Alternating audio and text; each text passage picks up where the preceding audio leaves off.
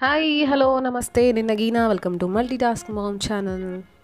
ఈరోజండి మన పాత కనకాంబరం మొక్కకి బోలెడన్ని పూలు మళ్ళీ పూయాలంటే ఇప్పుడు సీజన్ కాబట్టి చెట్టు నిండా పూలు పూయాలంటే ఏం చేయాలి అనేది ఈరోజు మీ అందరికీ నేను షేర్ చేయబోతున్నాను. అది కూడా చాలా సింపుల్గా ఈజీగా 5 టిప్స్ అనేది మీ అందరికీ షేర్ చేయబోతున్నాను. సో లేట్ చేయకుండా వీడియో స్టార్ట్ చేద్దాం.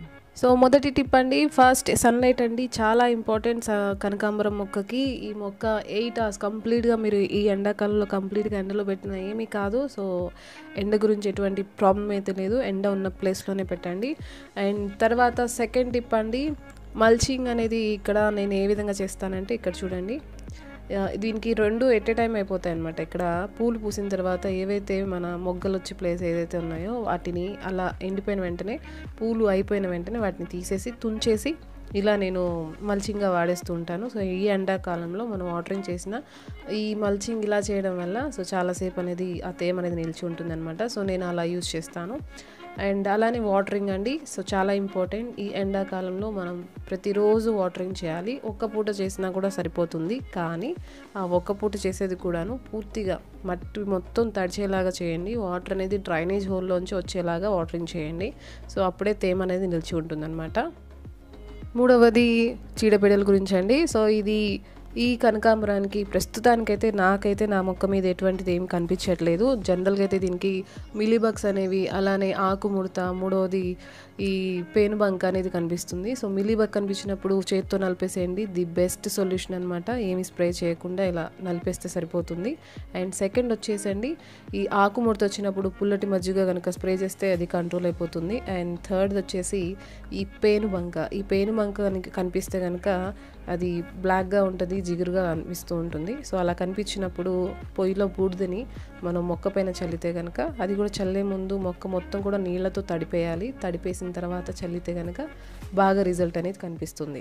తర్వాత నాలుగవది పోషక ద్రావణాలు ఏమేమి ఇవ్వాలి అంటే, ఈ కనకాంబరం మొక్కకండి ప్రతిరోజు కూడాను మీరు బియ్యం కడిగిన నీళ్లు పోస్తూ ఉండండి. సో ఇది చాలా మంచిది. కనకాంబరం మొక్కని నల్లమట్టిలో పెట్టాలంటారు. సో ఇది నల్లమట్టిలోనే పెట్టుంది. అలానే 20 రోజులకు ఒకసారి లేదా నెలకు ఒక్కసారి కంపోస్ట్ ఇవ్వండి. కంపోస్ట్ ఇచ్చే ముందు మట్టిని గుల్లగా చేసి ఆ తర్వాత ఈ కంపోస్ట్ అనేది ఇవ్వండి.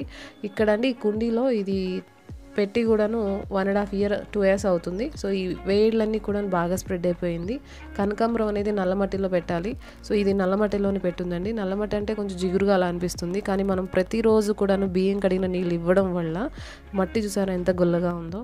అంతేకాదండి, మొక్కకు కావాల్సిన నైట్రోజన్, ఫాస్ఫరస్, అలానే పొటాషియం ఇవన్నీ కూడాను ఈ బియ్యం కడిగిన నీళ్ళలో ఉంటాయన్నమాట. సో కాబట్టి ప్రతిరోజు ఇచ్చినా కూడాను ఇబ్బంది ఏం లేదు.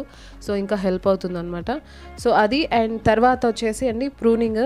ఈ పూలు అనేవి బాగా పూయాలంటే ఒకటి మనం ఫర్టిలైజర్స్ అనేవి ఏమి ఇస్తున్నాం అనేది గమనించాలి. తర్వాత ఇక్కడ చూడండి, ఈ పూలు పూసిన తర్వాత ఏవైతే ఇలా ఉంటాయో వాటిని మనం ఎప్పటికప్పుడు ఎండిపోయినట్టుగా మనం కట్ చేస్తూ ఉంటే కొత్తవి రావడానికి మనం వాటికి వీలు కల్పించినట్టు ఉంటుంది.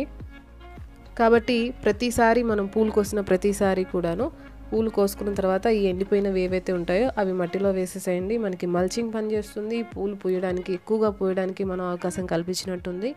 సో ఈ విషయం మర్చిపోకండి. సో అంతేనండి ఈరోజు వీడియో. ఐ హోప్ ఈ వీడియో మీకు నచ్చింది అనుకుంటున్నాను, యూస్ఫుల్ అవుతుంది అనుకుంటున్నాను. పూలు బాగా పూయాలి అనుకుంటే కనుక మీ కనకాంబరం మొక్కకి ఈ 5 టిప్స్ పాటించి చూడండి. 100% మంచి రిజల్ట్ అనేవి మీరు చూస్తారు. అలానే ఈ వీడియో ఎలా ఉందో నాకు కామెంట్ రూపంలో తెలియచేయండి. సో ఈరోజుకి ఇంతే, మళ్ళీ నేను నెక్స్ట్ వీడియోలో కలుస్తాను. Until then bye, thanks for watching, have a nice day.